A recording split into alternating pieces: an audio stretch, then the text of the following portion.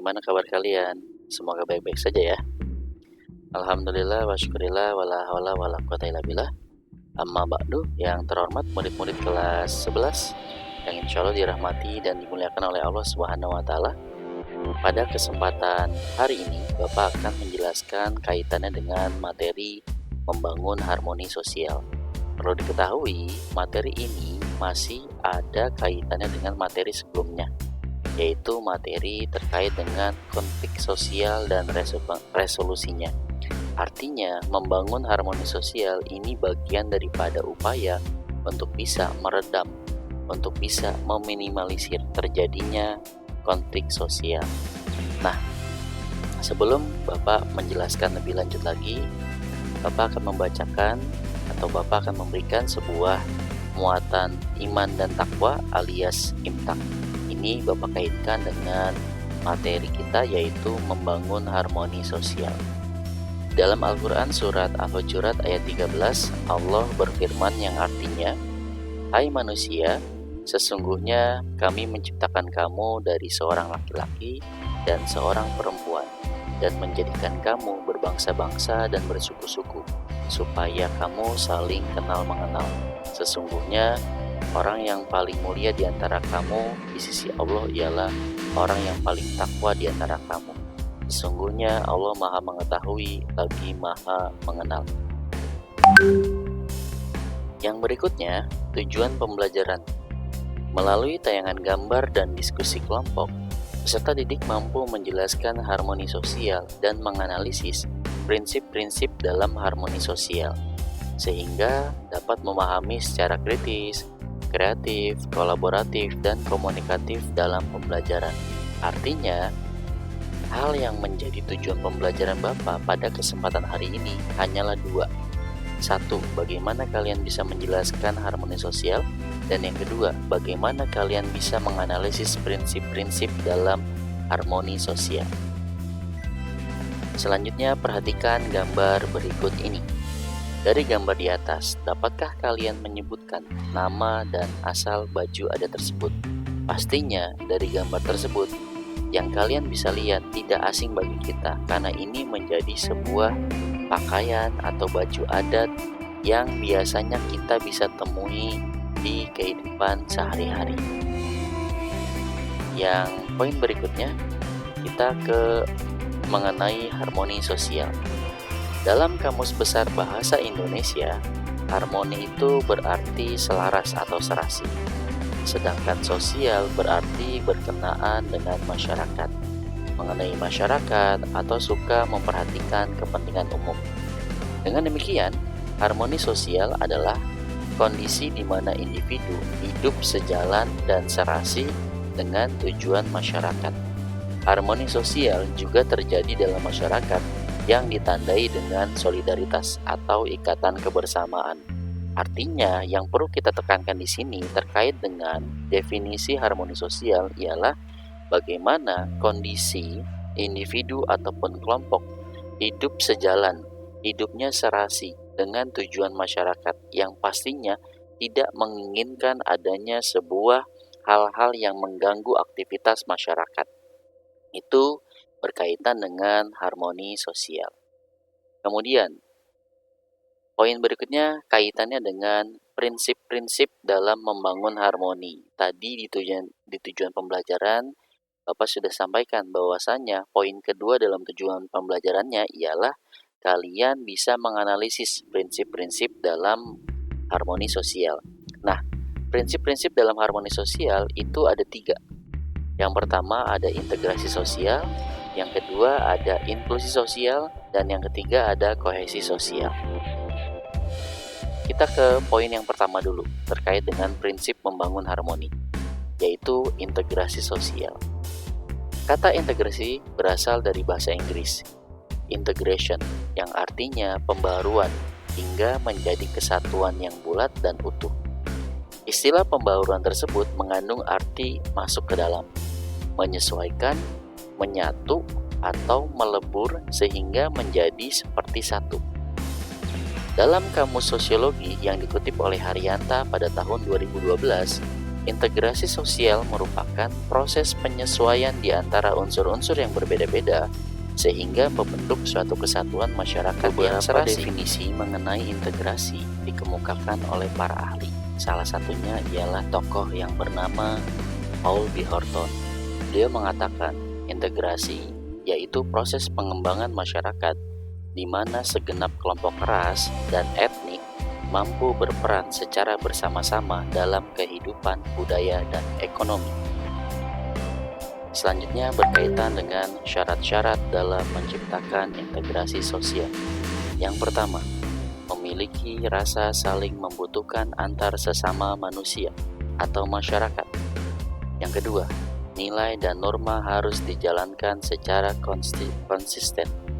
Yang ketiga, nilai dan norma diraih melalui kesepakatan bersama atau konsensus. Yang keempat, adanya toleransi. Yang kelima, memiliki kesadaran diri sebagai makhluk sosial maupun mempunyai visi dan misi yang sama, di mana kesemuanya itu menjadi hal yang sangat penting dalam menciptakan harmoni sosial. Nah, jadi itu beberapa syarat-syarat dalam menciptakan integrasi sosial.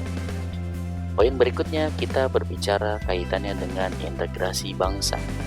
Dalam kehidupan suatu bangsa, kita harus menyadari adanya keanekaragaman yang dilandasi oleh rasa persatuan dan kesatuan tanah air, bahasa, dan cita-cita. Keanekaragaman tersebut dapat menjadi kebanggaan bangsa karena memberikan warna dalam kehidupan masyarakat. Dengan adanya keanekaragaman akan menciptakan suasana harmonis dengan anggota masyarakat. Sikap harmonis dalam masyarakat dapat dilakukan melalui proses integrasi bangsa. Bangsa diartikan sekelompok manusia yang memiliki persamaan karakteristik. Bangsa terbentuk karena adanya rasa ingin bersatu, seperti munculnya integrasi bangsa. Dalam Kamus Sosiologi dikutip oleh Haryanta tahun 2022, integrasi bangsa diartikan sebagai penyatuan berbagai kelompok budaya dan sosial ke dalam suatu wilayah pembentukan suatu identitas nasional. Setelah tadi ada integrasi bangsa, berikutnya ialah integrasi nasional. Integrasi nasional dapat diartikan sebagai proses mempersatukan perbedaan yang ada pada suatu negara sehingga tercipta keserasian dan keselarasan secara nasional. Integrasi nasional dapat diartikan sebagai proses mempersatukan perbedaan yang ada pada suatu negara sehingga tercipta keserasian dan keselarasan secara nasional.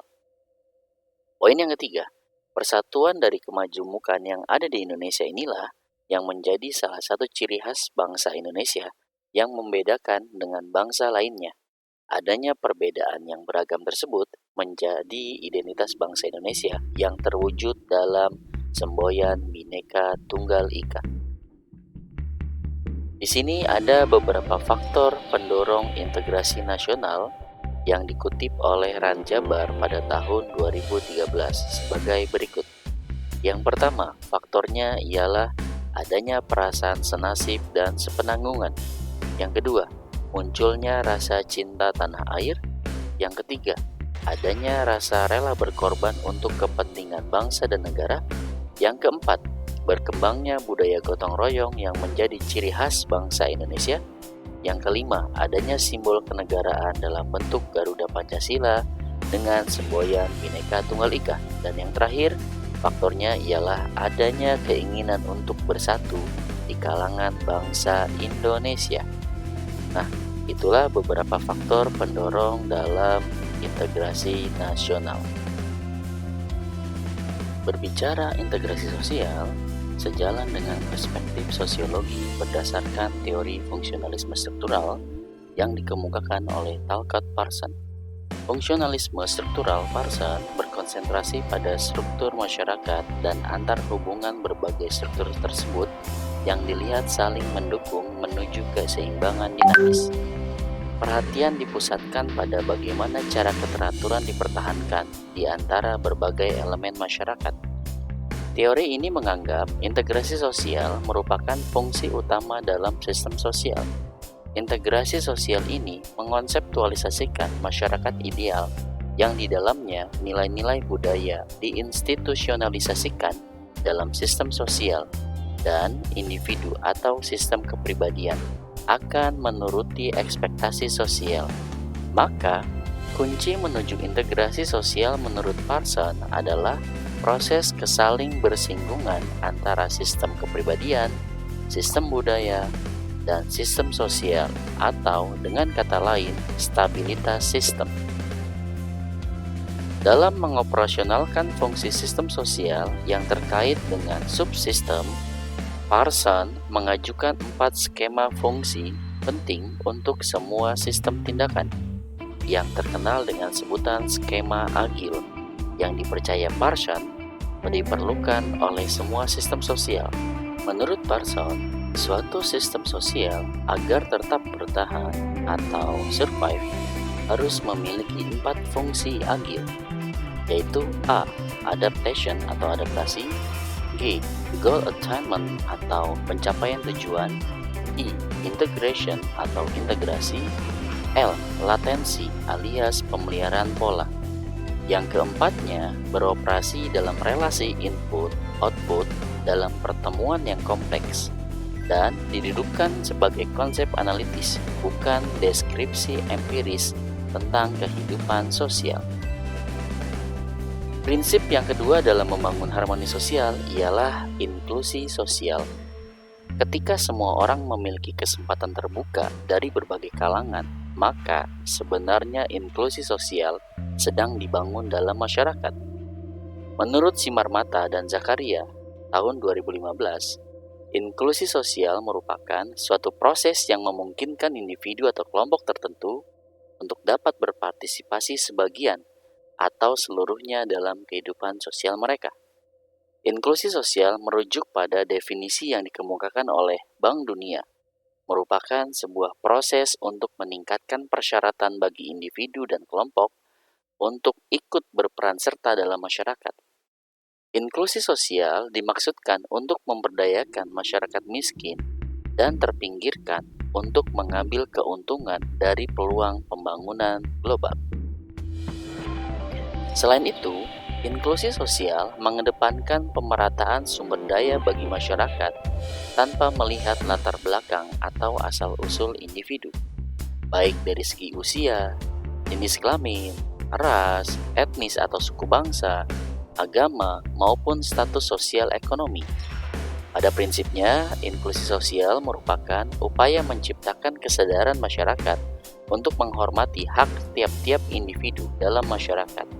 Salah satu upaya untuk menumbuhkan kesadaran dan kepedulian inklusi sosial adalah melalui pendidikan inklusif. Walaupun dengan latar belakang berbeda, kesempatan yang memadai dapat mendorong masyarakat mencapai potensi optimal. Partisipasi penuh setiap anggota masyarakat dalam semua aspek kehidupan dapat mengurangi ketimpangan, kemiskinan, dan eksklusi sosial sehingga keharmonisan dan kedamaian dalam masyarakat dapat tercipta. Prinsip-prinsip dalam membangun harmoni sosial yang ketiga ialah kohesi sosial. Pengertian kohesi sosial menurut KBBI atau Kamus Besar Bahasa Indonesia ialah hubungan yang erat atau perpaduan yang kokoh. Sementara itu, pengertian kohesi sosial secara epistemologi adalah merupakan kemampuan suatu kelompok untuk menyatu. Konsep kohesi sosial disebut-sebut berasal dari tesis Emil Durkheim. Durkheim yang kita tahu mengkaji tentang solidaritas sosial membagi 2 jenis solidaritas. Pada solidaritas mekanik, ia menilai adanya aktor yang kuat dalam masyarakat, sedangkan solidaritas organik diindikasikan dengan saling bergantungnya individu, maka akan terbentuk suatu kohesi sosial dengan sendirinya. Konsep ini kemudian dikembangkan terus hingga sekarang. Kohesi sosial erat kaitannya dengan masyarakat pendatang dan penduduk asli. Mungkin sedikit tambahan bahwasanya kalau kalian mengingat-ingat kembali berbicara tentang kelompok sosial, salah satunya ialah yang dikemukakan oleh Emil Durkheim. Mengenai apa? Mengenai solidaritas, yaitu baik solidaritas mekanik maupun juga solidaritas organik yang kita ketahui secara bersama-sama kalau solidaritas mekanik identik ada pada masyarakat pedesaan. Namun sebaliknya, solidaritas organik ada pada masyarakat perkotaan. Nah, berikutnya, hal ini karena suatu masyarakat yang tinggal dalam suatu kawasan tertentu memiliki interaksi yang cukup baik secara normal. Sementara, apabila terdapat masyarakat pendatang, kita dapat melihat adanya interaksi yang melahirkan kohesi sosial. Henry Lefebvre di tahun 2004 mengatakan, fenomena ruang yang terjadi di kawasan perkotaan dapat dianalisis dengan suatu kompleks hubungan sosial. Ia berpendapat ruang dihasilkan oleh suatu proses hubungan sosial dan sekaligus memunculkan peluang terjadinya suatu hubungan sosial. Kohesi sosial mencakup perasaan kebersamaan atau sense of belonging dan kepercayaan sosial atau social trust dan kerjasama timbal balik atau generalized reciprocity and cooperation serta keharmonisan sosial atau social harmony. Di poin yang terakhir, berdasarkan pemaparan pendapat di atas, dapat kita simpulkan bahwa kohesi sosial adalah rasa keterikatan antar individu suatu komunitas atau kelompok yang meminggirkan segala perbedaan sehingga di antara mereka terjadi keharmonisan. Contohnya, ialah masyarakat pedesaan biasanya mendengarkan perintah ketua adat atau kepala desa untuk ikut bergotong royong. Nah, itulah penjelasan dari Bapak terkait dengan bagaimana kalian bisa menjelaskan apa itu pengertian harmoni sosial dan bagaimana kalian bisa menganalisis prinsip-prinsip di dalam membangun harmoni sosial, mulai dari integrasi sosial, inklusi sosial, sampai kepada kohesi sosial. Semoga apa yang Bapak jelaskan bisa kalian pahami dan bermanfaat untuk kalian. Cukup sampai sini dari Bapak. Terima kasih. Assalamualaikum warahmatullahi wabarakatuh.